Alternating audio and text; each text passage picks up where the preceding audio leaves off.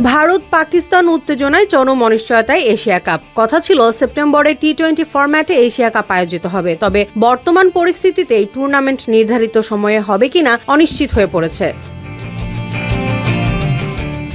ভারতীয় ক্রিকেট বোর্ডের একজন ঊর্ধ্বতন কর্মকর্তা বার্তা সংস্থা রয়টার্সকে জানান, বোর্ডের ভেতরে এশিয়া কাপ নিয়ে কোনো আলোচনা হয়নি। তারা পুরো সময় ব্যস্ত ছিলেন আইপিএল নিয়ে। এরপর আছে ভারতের ইংল্যান্ড সফর। এই বিষয়গুলোই এখন তাদের মূল চিন্তা।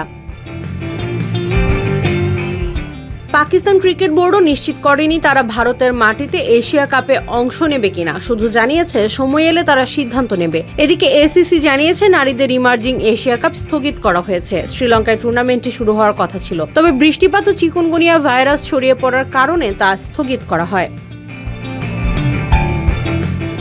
এবছর নারীদের 50 ওভারের বিশ্বকাপ অনুষ্ঠিত হবে ভারতে, তবে পাকিস্তান দলের সব ম্যাচ অনুষ্ঠিত হবে শ্রীলঙ্কায়। আন্তর্জাতিক ক্রিকেট কাউন্সিল এই বিশেষ ব্যবস্থা করেছে। ভারত এর আগে পাকিস্তানে গিয়ে খেলতে অস্বীকৃতি জানালে চ্যাম্পিয়ন্স ট্রফির সব ম্যাচ, এমনকি 9 মার্চের ফাইনাল ম্যাচটিও খেলে দুবাইয়ে।